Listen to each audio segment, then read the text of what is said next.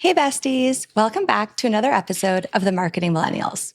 I'm Tamara and I'm stepping in as your guest host while Daniel's out on paternity leave. I'm a career product marketing leader and the former VP of PMM at high-growth startups like Kajabi and Unbounce. Now, I'm the founder of PMM Camp, a community and newsletter for product marketing leaders. And while Daniel's off doing dad things, I'll be here bringing you fun conversations with some of the smartest marketers I know. Today, I'm joined by Emma Stratton, messaging expert and founder of Punchy, a consulting and training firm that helps tech companies like Loom, Miro, and Uber win on positioning and messaging. She's also the author of one of my favorite marketing books, Make It Punchy. In this episode, Emma and I chat about how to write messaging that connects with real humans.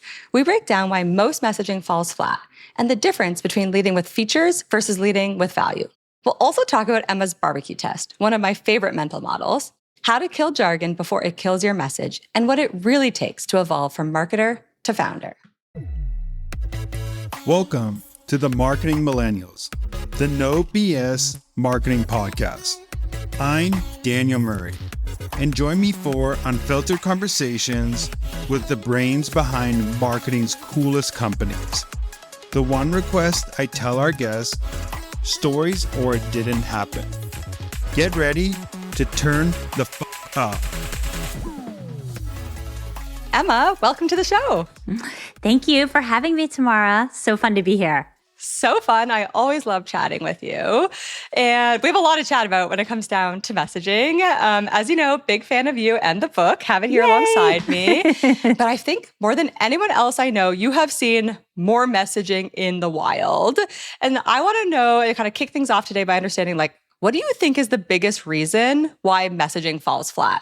Yeah, I mean, in our industry, right, tech, I would say the number one reason messaging falls flat is because it's too inward facing. It's too focused on the product, the technology, and not enough on why a buyer or a prospect should care. And so in doing so, the messaging is complicated and it's not interesting. So it just doesn't land because it's not what they want to know. And it seems really basic. Of course, your messaging should speak to what people care about. But believe it or not, that is not always the case. And so I still see this all the time in tech across industries is, the number one reason messaging falls flat. Do you think it's because people don't know what their customers or prospects care about? Or do you think they do know, they just don't want to write messaging that way? Probably both, right? I mean, There's definitely companies that maybe are still learning about what their customers want, maybe aren't sure. And, there are a lot of companies do know what their customers want on one hand, but then there's always that desire to talk about your product. And you're like, oh, this is coming and this is going to be on the roadmap and this is our vision. And it's so exciting. And so rather than talking about the boring, maybe somewhat basic things that your customers want, you start talking about all the whiz-bang, fancy, techie things that are happening. And you're 10 years ahead of where your customers are, right? Tech companies, we're visionary, we're looking into the future, and your customers are often 5, 10 years, depending what industry, it could be 15 years behind you. So that's something I see all the time too. Just the messaging is far too advanced for the audience. Yeah, it's your customer or the prospect is trying to solve a problem today, and they actually probably don't care about how the problem gets solved. They just want to know first that you can help them solve that problem, right? Absolutely. Yeah, totally. So one of the things that you talk about in your book is the VBF model, which is the value proposition, benefit, feature. And you contrast it to what I think you're kind of hinting at here, which is FBV, which basically means most people start by promoting and talking about the feature, and you're kind of recommending to talk more about the value first. So can you break that down for us and just explain, why does that order actually matter? It's to some people, they might look at it and be like, it's all the same ingredients anyways. Yeah, absolutely. So VBF is another way to think about VBF is outside in messaging. So maybe you've heard that, this idea of messaging that's inside out versus outside in. So inside out messaging is really common. It's one of those reasons it often falls flat with people, is that it leads with what's on the inside of the product. So it's all about the product. And that's where it all starts. And maybe eventually you'll get to benefits and eventually you'll tie it back to a value. So that's inside out messaging. And the reason that doesn't work is the people who you're messaging to, they're not experts like you are. They don't know as much as you know. So they can't just dive straight into the feature. They don't really know what it's going to do for them, what problems it's going to solve, how it's going to kind of change their workflow or whatever. They don't know. And it puts all the burden on them to kind of figure it out. Like, you should figure out how this real-time analytics is going to change your life. So that's the problem with inside-out messaging. And outside-in messaging leads with what matters to your buyer rather than what matters to you when you're thinking about your product. And so you're talking about, in the first instance, why should they care? Why does this matter to them? And that's the lead in. And once they get interested with why they should care, then eventually you can get to, the benefits and the features. So it's about leading with what matters to your buyer with VBF rather than leading with what you're most excited about your product, which is kind of that FBV. And so I saw this problem so much in tech that I came up with VBF. It's just a simple way to almost even help people become aware of the fact that they are leading with features and not leading with what matters to their customer. And it's really resonated with people because I think it just simply helps you have a gauge, like, are we talking to our customers and what they care about, or are we just talking about ourselves? So that's how VBF kind of came into the world one day when I came up with it. And so the idea is that you start with a value. And I think of a value like the big win your customer's going to get, like the big win. Then next comes the benefit. And the benefit is like the new superpower your customer's going to have thanks to your product or feature. So think about, like, what new thing are they going to be able to do? And then the feature is like the secret weapon of your product. And so it's a way of breaking that down, brainstorming those elements, and then coming up with a message that leads with the value. I mean, it makes total sense to me, but I know I'm a product marketer, so I've been trained to think this way. And I think you are right when you say, I don't think it's intentional that people have these big egos and they're like, I just want to talk about myself. I just think when we think about the different roles in a company, we have our own biases. Like, if you're on the product team, you're just all day in the weeds with the product. That is how you're thinking. And then when you're a marketing team, often, let's extract product marketing from that marketing team, you're often telling a bigger story. And sometimes you actually are missing the gaps of, like, can our product actually do that? help that? That's what I love about product marketing, is that it kind of solves for both of those. Mm-hmm. Curious if you have an example. I know I'm putting you on the spot here, but an example to kind of help clarify this. I think I've heard you give the Star Wars example maybe one time. It doesn't have to be a tech example, but something that kind of helps bring people along with this analogy. Yeah. So let me just explain.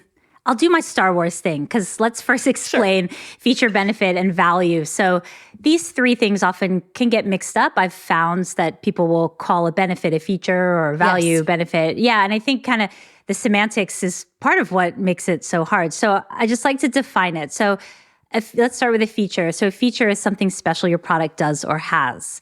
And I said, think of it like a secret weapon. So my Star Wars example is the Force is like a feature. So the Force is like this powerful energy field that binds the galaxy together. And if you've watched Star Wars, you know that the Force is friggin' awesome and you would like to have the Force. But if you have never seen Star Wars, my explanation about it being this powerful energy field is really underwhelming. You're probably not that impressed with the Force. And that's what happens when you kind of just say a feature. Like, I keep saying like real-time. I don't know why real-time analytics are on my, it's the customer I'm working with right now, but it's like, self-serve real-time analytics. It's like, great, So that's the feature. So features on their own don't really mean a lot until you get to the benefit. So a benefit is new things your customer can do or be thanks to your product. And I think of them like a superpower. So if we go on with Star Wars, if we think about Luke Skywalker, the Force actually gives him all kinds of new abilities. He can, do crazy backflips and he can change people's minds and he can fly a plane upside down with his eyes closed. And these are all examples of benefits of the Force. They're cool new things that Luke Skywalker can do thanks to the Force. And now that I've explained all these cool things that Luke Skywalker can do, now you're like, the Force actually sounds pretty cool. I wouldn't mind having a little bit of the Force myself. And that's what's great about benefits. They really bring to life what a product or a feature can do and why it's great. The next piece is value proposition. So in Star Wars, Luke Skywalker has a larger goal. He actually wants to defeat Darth Vader, bring peace to the galaxy, and all of his backflips and changing people's minds and flying planes are really all in service of this greater goal.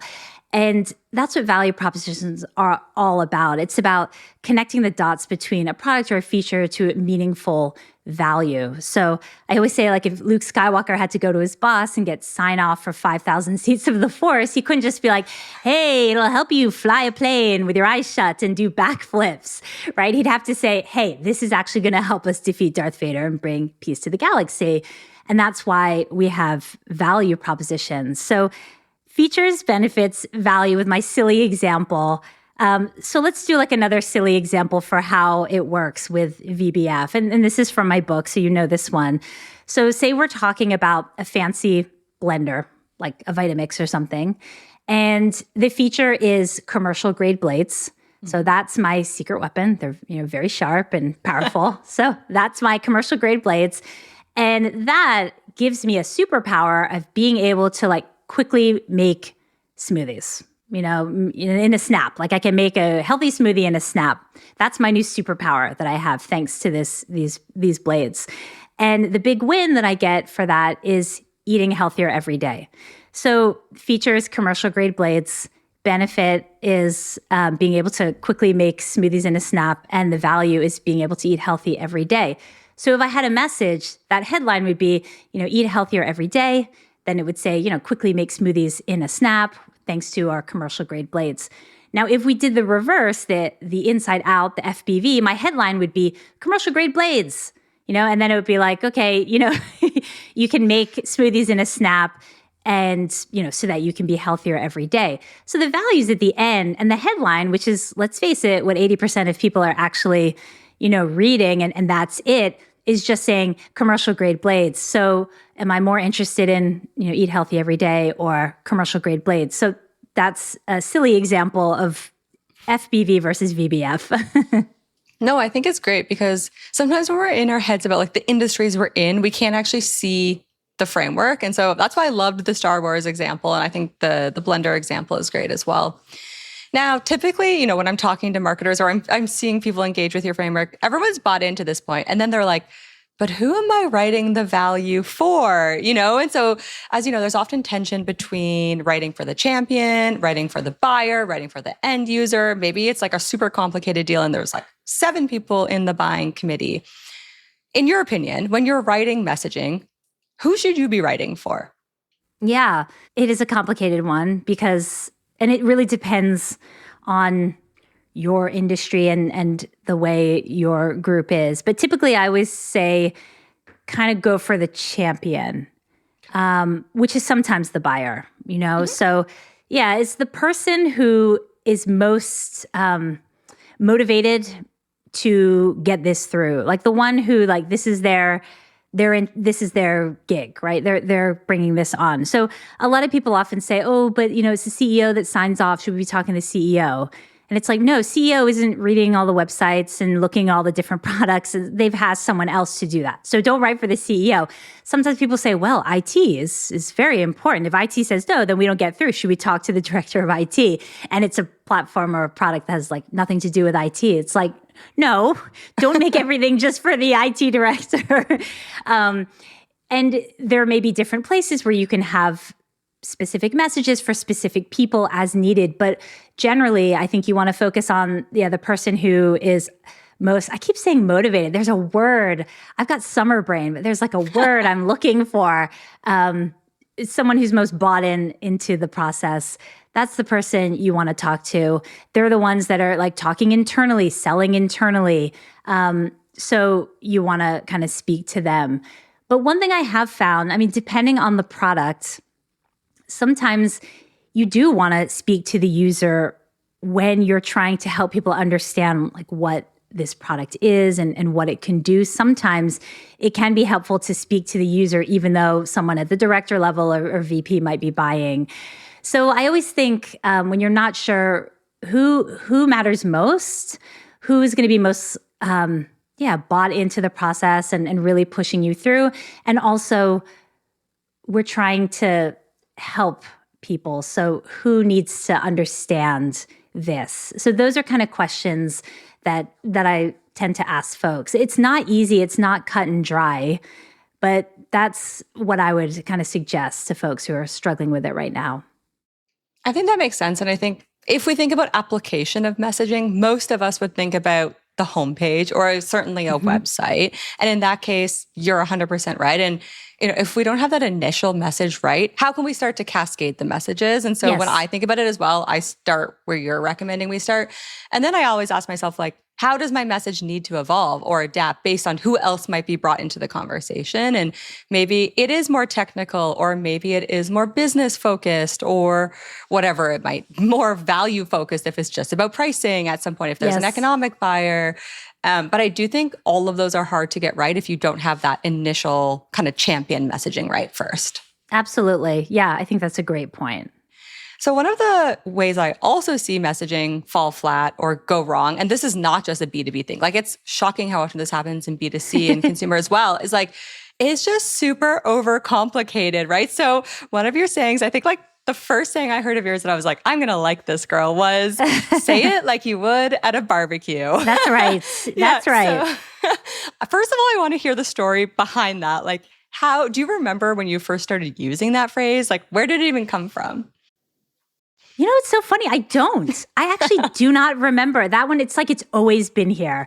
Like I actually can't. So many things I can remember the first time, but I don't remember when I came up with that. It was probably like 4 or 5 years ago. No idea. I'm sorry. It came to you in a dream. I wish I had a great story. I know. It's just like, came down from the heavens. Yeah, it's like it's always been with me, I think. I think my style and my vibe has always been casual and real and down to earth. And I think I probably just grabbed the metaphor one day and just ran with it. Okay, so for people who have absolutely no idea what we're talking about. Like, what are they talking about? Yeah. Why don't you break down what you even mean by this and how we can apply it? Yeah, I think one challenge that we have in B2B is that a lot of our writing is stiff and formal and corporate, sometimes dry. And we use these funny big words that we would never use in real life, in conversation. They're almost like B2B words, or there might be industry words. Like we add shun. We turn everything into a noun, and we add shun at the end. So I don't know. I think it started with like, we want to sound professional and smart. And then everyone it's reinforced. Everyone's doing it. So we do it. But it's really hard for readers.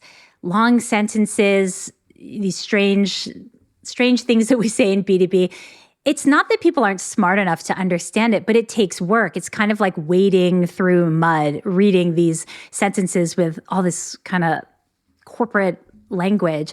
And I often find that marketers feel like they have to write that way. Like it's not naturally how they'd want to, but they feel like they have to. Maybe it's pressure or expectation.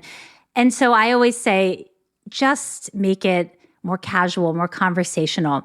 So it's not about dumbing things down, but it's about using casual phrasing, something that you might actually say rather than these strange things that we write. So I always say, okay, you've said like scalable strategic solution. Great. Imagine you're at a barbecue talking to a smart friend. How would you explain what you mean by this scalable strategic solution? And instantly people are like, oh, I just would say, and they say something very simple.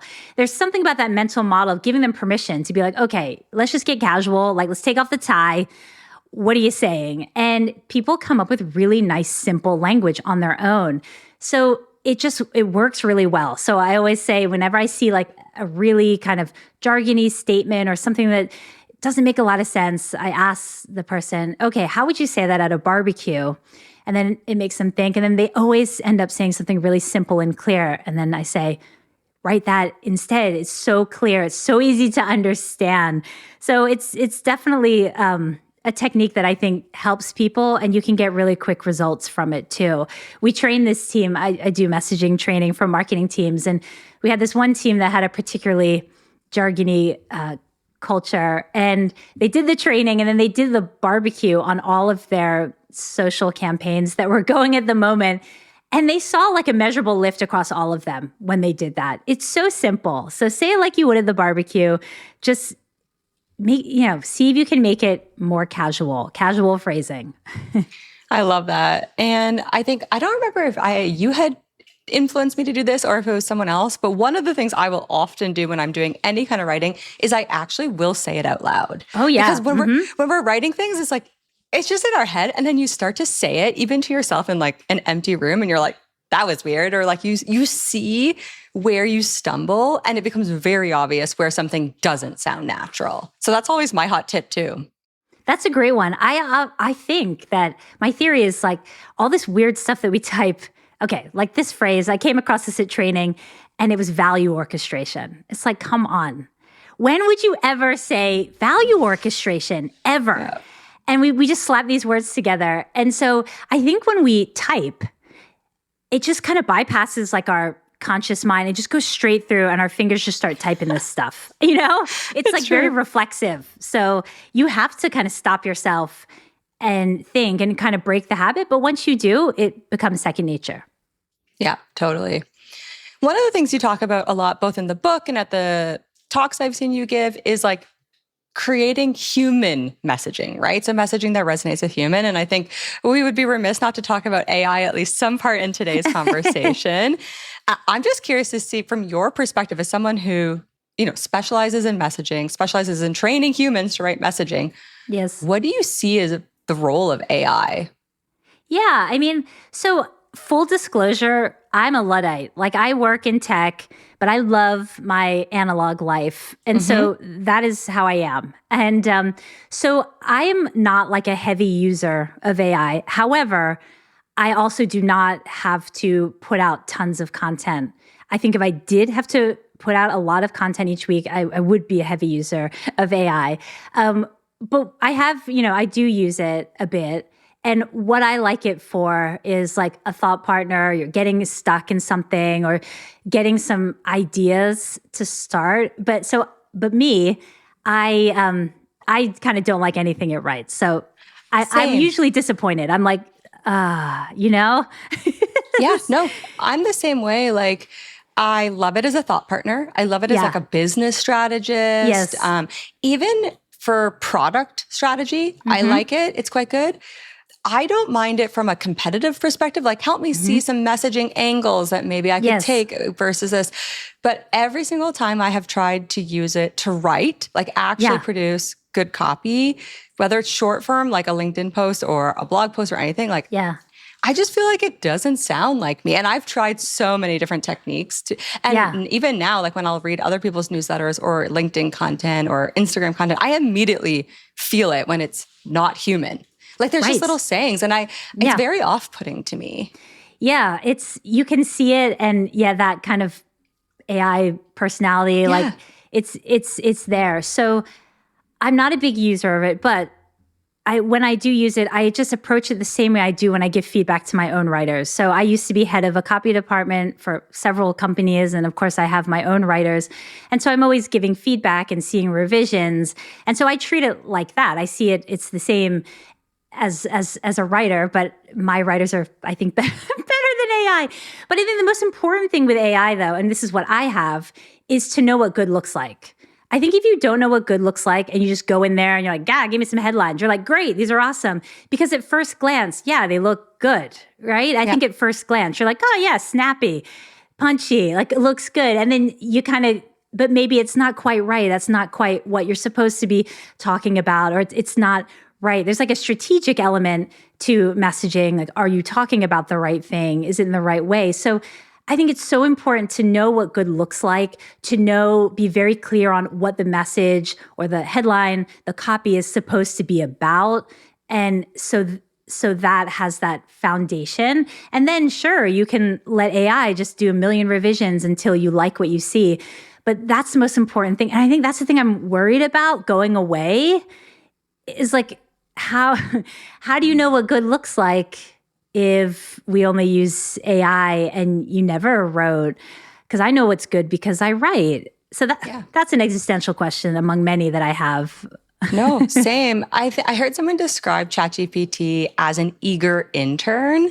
And I thought that was such a great description of it because it is. And it's kind of what you're saying too. It's like, you're going to be impressed at first, the first week that intern is there, right? They're going to produce so much stuff. It's going to be so quick. You're going to be, wow, this is amazing. I didn't have to do it myself. But then when you spend just 10 minutes going a level deeper, you're going to realize, oh, that intern, they don't actually know what that word means, or they actually don't understand because they've been in this business for a week, not 10 years.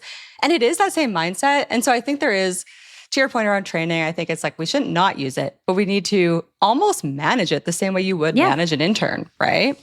Exactly. I really do think of it like a copywriter. Like this is my tireless copywriter and I can give it endless revisions. It won't get mad at me. That's great. But it's the same thing. You have to keep saying, no, do it this way, change that, da-da-da. So knowing what good looks like and also being very clear about what the strategy is behind the message and what are you focusing on, those are the things that I just want to make sure people still have that in mind. And then, go nuts with AI with that foundation. Yeah, I think that makes sense. You hinted at it just briefly now, but you were, in-house managing teams and writing, and now obviously you run your own company, and I'm sure that comes with a whole new set of challenges. So I'd love to just talk briefly about, what that evolution has looked like for you. What was the biggest shift that you had to make from going from being a marketer to being an entrepreneur? Oh gosh, so many. It's so hard to think of one. But I think the one that I think is, really common is leaving the employee mindset and adopting the business owner mindset, the entrepreneurial one, and figuring out how do I want to work and taking on all these new aspects of running a business, right? You're not just an individual contributor, manager. You're now like, you're an accountant, you're a project manager, you're all these things. So I think just changing that mindset, I would say the big thing really for me was just believing in myself that like, I can do this. Because once you kind of step out on your own, you get this feeling of like, oh, it's on me. I'm not just going to get a paycheck. Like I have to generate the paycheck. And that kind of pushes you, it forces you to believe in yourself a bit. You have to, or else, you're going to have a breakdown. You have to believe in yourself. So I don't know if that's a good answer. It was messy. It was messy. It was really messy. It's an honest answer. Yeah, it was messy. And the reason I want to ask is because I think more in the last 12 months than I've ever seen in my career as a marketer is marketers are leaving their full-time jobs to become entrepreneurs.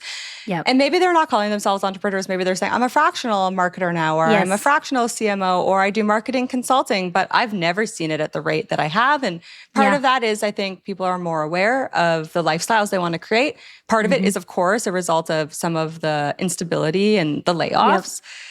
But I think we often don't think enough about how big of a change that is. And I think it really is a personal shift rather than a professional shift, right? It's all about kind of overcoming your own mind. Yes. I mean, I thought I was good. I thought I was like, yeah, I'm pretty good. And then I started my own business and I'm like, I'm a mess. Like I have all these messed up beliefs about myself and I have all these fears and I had to address all of them. And, you and I've had many fun conversations about these, but entrepreneurship pushes you. So, like personal development just goes hand in hand with entrepreneurship. It forces you to face things and it brings up issues that you must deal with that maybe you were able to kind of put to the side when you were employed, but suddenly it's all on you, right? So things come up and then you have to deal with them. But on the flip side, I would never have wanted it any other way. Like I never would have grown that way if I hadn't started my own business. And so if anyone's listening and thinking, I'd love to go out on my own, but I'm terrified, you can do it, and you don't have to just take a leap off a cliff. Like there's conservative, there's safe ways that you can make steps towards that. But you can do it and you'll learn things about yourself that are really amazing. So I love that. So inspirational. We're almost at time, and we like to end every episode of the Marketing Millennials with one final question, which is, Emma, what is one marketing hill you would die on? No, there is no messaging in the world that is so good that it will cover up a flawed or non-existent strategy. Ooh. Tell me more about that. What would you define as a flawed strategy? Well, and maybe this happens more with startups, but like not being aligned on like who our target customer is, or not being aligned on our positioning, trying to be everything, kind of those typical flaws that we see. So you can have that bubbling around. And then it's like, okay, write awesome messaging that's going to solve all of our problems and make us sell a lot of things. And I always say that messaging is a manifestation of a strategy. So if the strategy is kind of unclear and wishy-washy, then the messaging becomes wishy-washy. But everyone loves to attack the messaging and be like, oh, change this headline. Like, why isn't this good? And it's really because of what's behind it a lot of times, but people don't see that. So that's, strategy first, messaging second, and make sure you have that strategy buttoned up before you expect messaging to be amazing.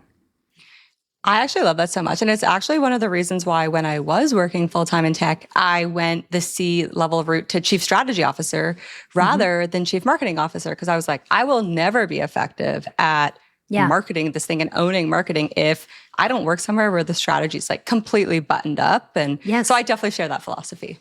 Yeah. Awesome. Amazing. Okay. Well, thank you so much for joining us. Where can people go to learn more about you, maybe learn more about your book? I think the best place is really my book. If you have any interest in writing messaging, check out my book, Make It Punchy. That's right. Available wherever books are sold online. And I'm on LinkedIn a lot, so you can follow me there, Emma Stratton. And I'm also at punchy.co if you're interested in training. Amazing. Thanks so much for joining us today. Thank you for having me, Tamara. Thanks so much for listening. Keep tuning in to hear more great insights from the coolest marketers from around the world. If you haven't already, make sure to subscribe and follow the Marketing Millennials podcast on Apple Podcasts, Spotify, YouTube, or wherever you get your podcasts. And if you like what you hear, I would greatly appreciate you giving us a 5-star rating. It helps bring more marketers into our community.